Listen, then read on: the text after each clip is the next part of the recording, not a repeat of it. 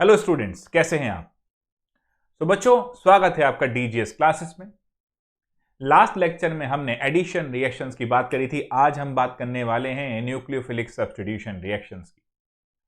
देखो, प्रोमिनेंटली जैसा मैंने आपसे कहा था कि ऑर्गेनिक में कुछ ही टाइप के रिएक्शंस हैं, 4 टाइप के प्रोमिनेंट: एडिशन, एलिमिनेशन, सब्स्टिट्यूशन और रीअरेंजमेंट। और अगर इनको बड़ी तसल्ली से कोई बच्चा अपने दिमाग में बैठा लेता है, फिर इनके बेस पे रिएक्शंस होती हैं। ये कोई 100, 200, 1000 रिएक्शंस नहीं, इन चारों की डिपेंडेंसी के ऊपर आप रिएक्शंस को देखेंगे। और ये जो सीरीज हमने शुरू करी है अगली दिवाली आईआईटी वाली, इसके अंदर हम इन सभी रिएक्शंस की बात करेंगे।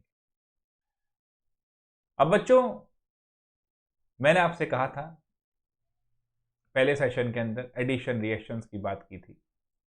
आज हम बात करेंगे इस वाले सेशन में न्यूक्लियोफिलिक सब्स्टिट्यूशन रिएक्शंस की। तो आइए शुरू करते हैं आज का अपना सेशन और बात करते हैं न्यूक्लियोफिलिक सब्स्टिट्यूशन रिएक्शंस की। जस्ट अ सेकेंड बच्चों।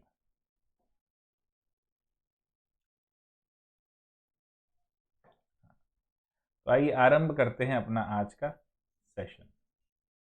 बच्चों, हम बात कर रहे हैं SN1 SN2 reaction, nucleophilic substitution reactions की।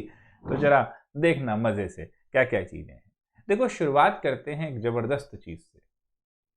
भाई, ये हमें पता है, थोड़ा आइडिया हम लोगों को तो है ही अब, कि ये हमने लिया टर्शरी क्लोराइड और इसके अंदर मस्त अटैक हुआ है भैया वो एक्वस KOH या NaOH का। OH माइनस आ रहा है। जलवा क्या है भैया? ये CH3, ये CH3, ये CH3। अब बच्चों बड़े ध्यान से समझना, OH माइनस मैंने लास्ट ही सेशन में आपको बताया था कि एक बढ़िया बेस है। क्या है? एक बढ़िया बेस। लेकिन यहां पर जो सिचुएशन है, वहां पर इस C प्लस की तरफ इसको आना होगा, इस C प्लस पे इसको अटैक करना होगा, क्योंकि भैया Cl माइनस जाएगा, OH माइनस आएगा। इसी को तो आप कहेंगे Cl माइनस को OH माइनस रिप्लेस करेगा। Cl माइनस क्या है दोस्तों? एक न्यूक्लियोफाइल। OH माइनस क्या है दोस्तों? एक न्यूक्लियोफाइल। दोनों नेगेटिव हैं, इसीलिए न्यूक्लियोफाइल हैं। तो एक न्यूक्लियोफाइल दूसरे को सब्स्टिट्यूट करेगा, यही न्यूक्लियोफिलिक सब्स्टिट्यूशन रिएक्शन है।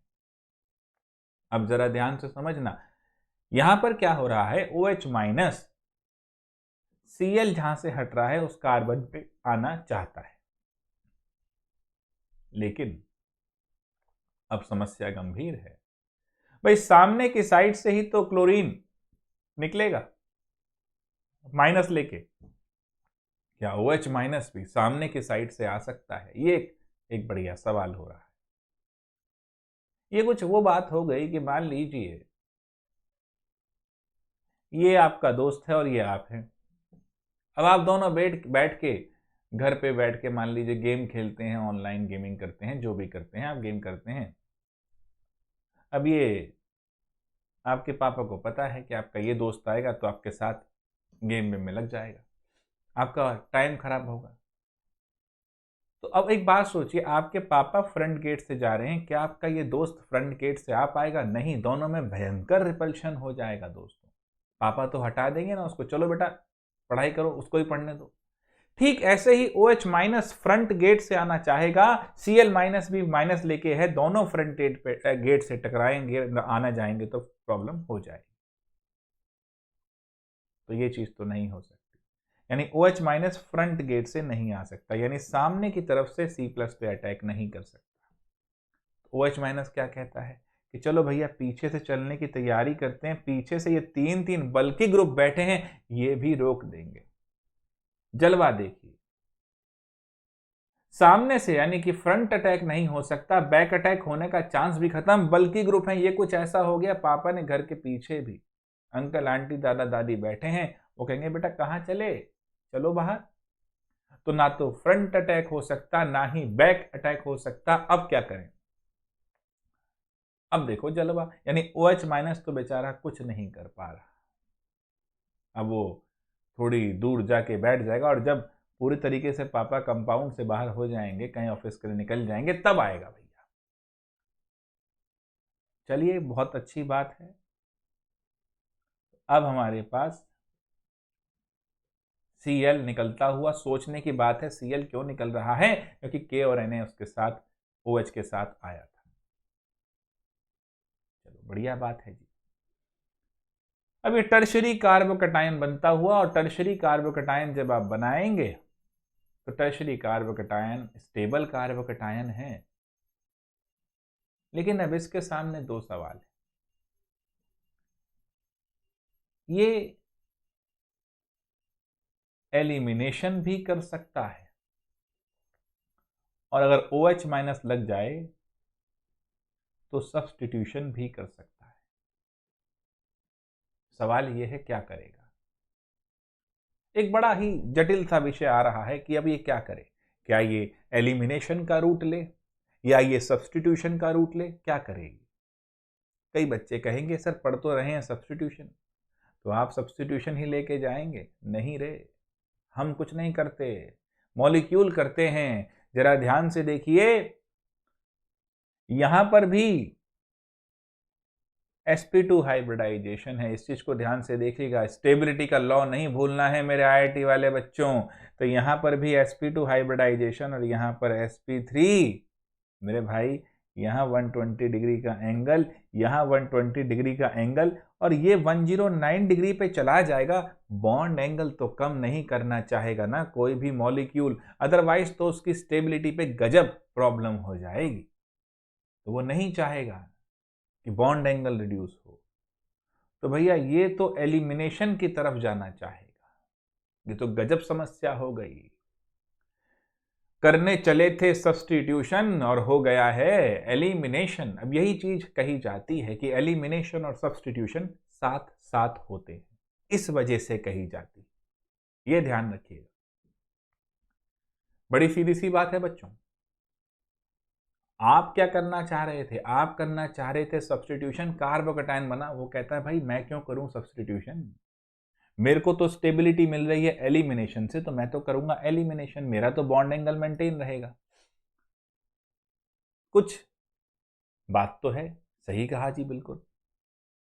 अब एक और भी बात है, थर्मोडायनेमिकली भी अगर मैं सोचूं तो थर्मोडायनेमिकली भी बेटा एलिमिनेशन में मेरे को साथ में H2O भी तो मिलेगा। यहां तो मुझे साथ में, सब्स्टिट्यूशन में तो मुझे साथ में कोई प्रोडक्ट नहीं मिलेगा, एलिमिनेशन में साथ में भी मिलेगा। इसका सीधा सा मतलब हुआ दोस्तों कि नंबर ऑफ प्रोडक्ट एलिमिनेशन में ज्यादा है और नंबर ऑफ प्रोडक्ट सब्स्टिट्यूशन में कम है। तो नंबर ऑफ प्रोडक्ट ज्यादा होने से एंट्रोपी बढ़ गई, और एंट्रोपी बढ़ने से स्टेबिलिटी बढ़ गई। थर्मोडायनेमिकली भी एलिमिनेशन फेवरेबल है। आहा, आनंद आ गया जी। चले थे भाई साहब बड़े गजब तरीके से कि नहीं सब्स्टिट्यूशन करेंगे, रिएक्शन ने कर दी बेइज्जती, कहता ऐसी तैसी में जा, हम तो एलिमिनेशन करेंगे। सारी कहानी इंटरमीडिएट से घूम रही है। देखो ये जो इंटरमीडिएट बना ना, प्रॉब्लम इसने करी है, क्योंकि ये इंटरमीडिएट था कार्बोकटायन टर्शरी वाला, और इसको पसंद था एलिमिनेशन का दौर। तो पहली बात, हाइब्रिडाइजेशन के हिसाब से ये एलिमिनेशन को फेवर करेगा ताकि इसका बॉन्ड एंगल डिक्रीज ना हो। और दूसरी बात भैया मेरे थर्मोडायनेमिकली भी एलिमिनेशन फेवरेबल है। तो अब क्या किया जाए, हम तो करना चाहते हैं nucleophilic substitution.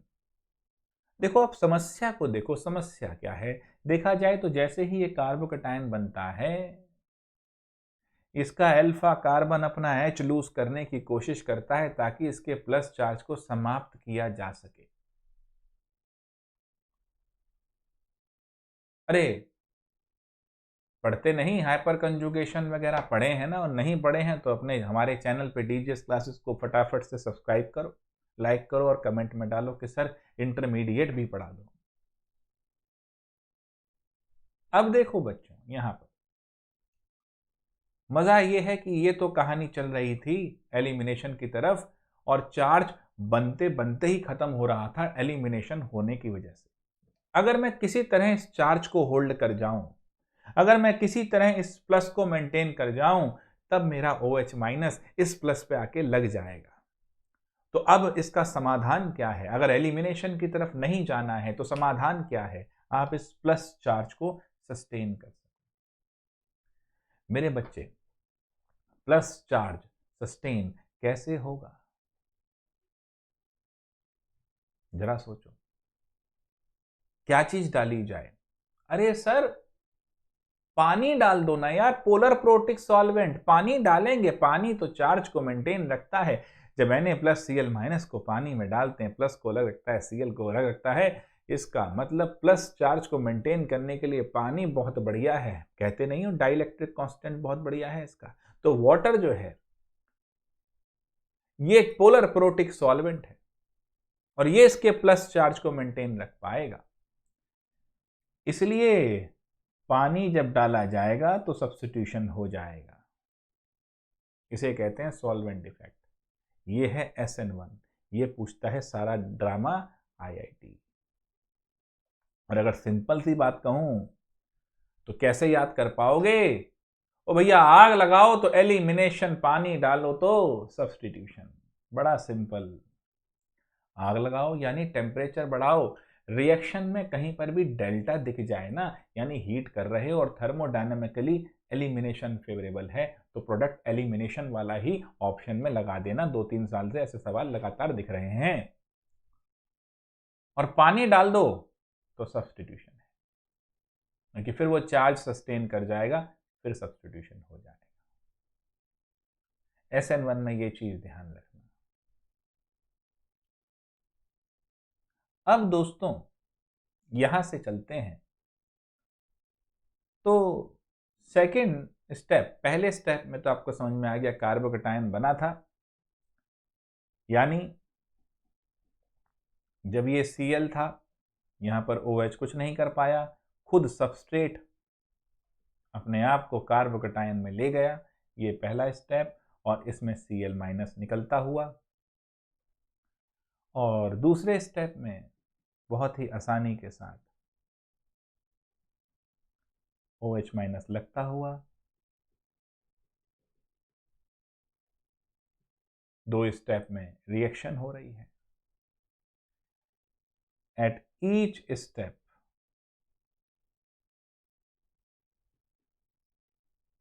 only one nucleophile is present.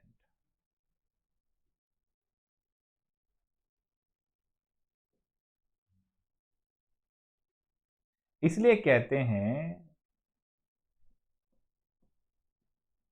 Nucleophilic substitution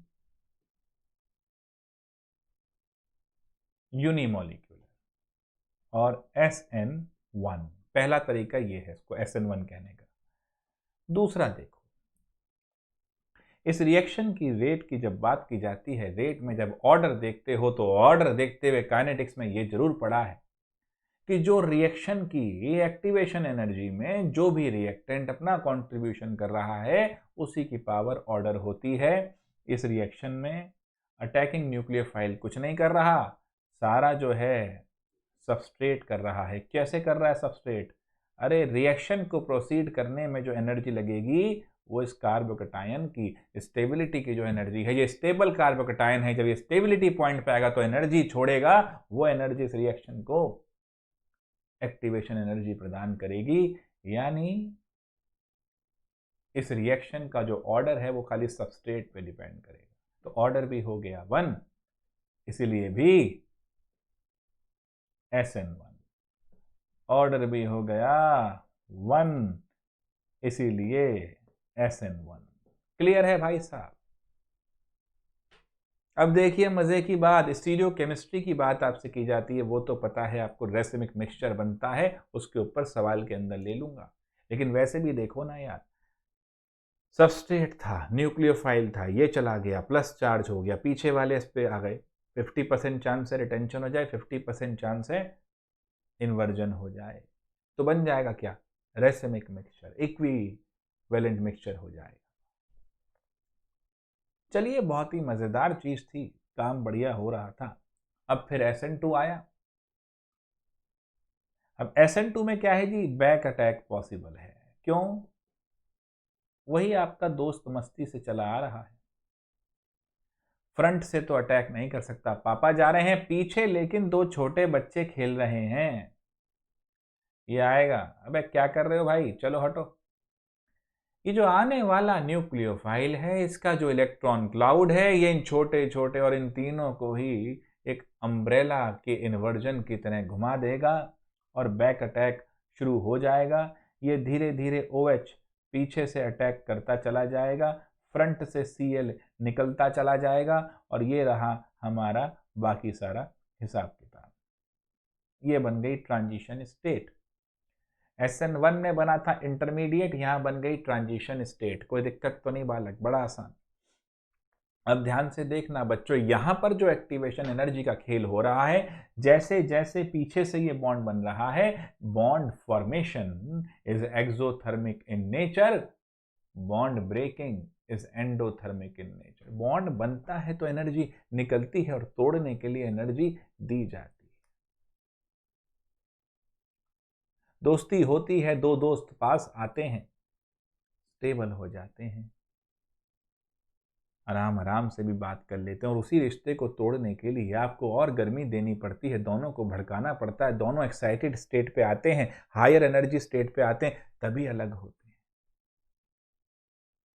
शांत मन से रहेंगे, लोअर एनर्जी पे रहेंगे तो सेपरेट नहीं होंगे, बॉन्ड नहीं टूटेगा। ये बड़ी इंपॉर्टेंट एस्पेक्ट है। केमिस्ट्री तो जिंदगी है दोस्तों, हर रिलेशन में केमिस्ट्री है, तभी तो कहते हैं इस रिलेशन की केमिस्ट्री अच्छी है। तो ध्यान से देखो, यहां पर बैक अटैक हो रहा था, पीछे से नया बॉन्ड बन रहा था, एनर्जी निकल रही थी, तो पुराना बॉन्ड उसी रफ्तार से तोड़ा जा रहा था, उसी एनर्जी को यूज किया जा रहा था। अब क्योंकि दोनों न्यूक्लियोफाइल एक ही स्टेप पे अवेलेबल हैं, तो ये न्यूक्लियोफिलिक सब्स्टिट्यूशन बाई मॉलिक्यूलर है, SN2 है। और दूसरा, इसके रिएक्शन ऑर्डर की भी अगर बात की जाएगी तो सबस्ट्रेट पे भी डिपेंड करेगा और इनकमिंग न्यूक्लियोफाइल पे भी, और 1 और 1 कितना हो जाएगा, 2, SN2। अब एक बालक ने कहा कि सर ऐसा करते हैं इसके अंदर भी, क्योंकि चार्ज तो यहां पर भी चाहिए, तो एक काम करते हैं इसके अंदर भी पानी डाल देते हैं, चार्ज तो मेंटेन कर लेगा। हमने कहा मेरे भाई करके देखो, करके देखा तो रिएक्शन रेट कम हो गई, बढ़नी चाहिए थी, कम हो गई। अब क्या किया जाए, फंस गए। ऐसा क्यों हुआ, सोचो। ऐसा इसलिए हुआ मेरे दोस्तों कि जब SN1 की बात थी और वहां आपने पोलर प्रोटिक सॉल्वेंट डाला था, तो क्योंकि वहां पर न्यूक्लियोफाइल का रेट में कोई हाथ नहीं था, कुछ फर्क नहीं पड़ा। यहां पर न्यूक्लियोफाइल का रेट पे हाथ है। इसी वजह से जब आपने पोलर प्रोटिक सॉल्वेंट डाल दिया, तो जो OH माइनस था मेरा, वो पोलर प्रोटिक के साथ H बॉन्डिंग में लग गया, उसके एसोसिएशन में लग गया, तो उसका पूरा ध्यान रिएक्शन में नहीं है, और जब पूरा ध्यान रिएक्शन में नहीं है तो रेट तो कमजोर होनी लाजमी है। ऑनलाइन क्लास चल रही है, अभी यूट्यूब देख रहे हो, नीचे अपने रिकमेंडेशन कुछ और भी आ रहे होंगे, बट आपका ध्यान अगर उन रिकमेंडेशन में चला गया और गौरव भाई जो बता रहे हैं उस क्लास में नहीं रहा, तो यकीन मानो रेट कमजोर होनी ही होनी है। ये ठीक वैसे ही था कि पोलर प्रोटिक सॉल्वेंट डाला, ये लग गया नए एसोसिएशन में, H बॉन्डिंग में, तो बत्ती लग गई, रेट कमजोर हो गई। तो SN2 की रेट बढ़ाने के लिए क्या करें, चार्ज तो हमें यहां पर भी देखना है। तो SN2 के अंदर सॉल्वेंट आप डालिए, प्रोटिक मत डालिए, पोलर डाल दीजिए। तो यहां डालते हैं पोलर, पोलर ए प्रोटिक, क्या है जी, पोलर ए प्रोटिक, जैसे कि एसीटोन, जैसे कि क्या भैया, DMSO, di methyl sulphoxide, di methyl formamide. ये देखिए, ये सारे के सारे जो हम देख रहे हैं, ये DMF हो गया है, ये DMSO हो गया है, ये सारे के सारे पोलर एप्रोटिक सॉल्वेंट हैं, SN2 में पड़ेंगे। अब सोचना फिंकलस्टीन में कौन सा डाला गया है। बच्चों अगर आनंद आया है SN1 SN2 में जो मैंने पढ़ाया है, तो प्लीज इसको सब्सक्राइब कर लो चैनल को, और भाई शेयर कर लो। चैनल सब्सक्राइब कर लो और शेयर कर लो, ताकि हमें भी देखो एफर्ट लगाने का आनंद आए जब हमें उसका रिस्पॉन्स भी बेटर मिले। तो आई होप जो आज मैंने ये SN1 SN2 में बताया है ये सबको समझ में आया है। ध्यान से समझना, वीडियो या फिर से देखना, बहुत शॉर्ट में समझा दिया, IIT इसमें से घुमाएगा। फिर अब सवालों की तरफ आएंगे, आज जरा इतना करके आप दिखाएंगे। चलो बच्चों, नमस्कार, मिलते हैं फिर। दिवाली आ रही है, छुट्टियां हैं, सेशंस की स्पीड बढ़ा दूंगा, ध्यान रखना। कंटेंट बढ़ जाएगा लेकिन रिस्पॉन्स दो। सब्सक्राइब करो, शेयर करो, लाइक करो। मिलते हैं बच्चों फिर से। All the best.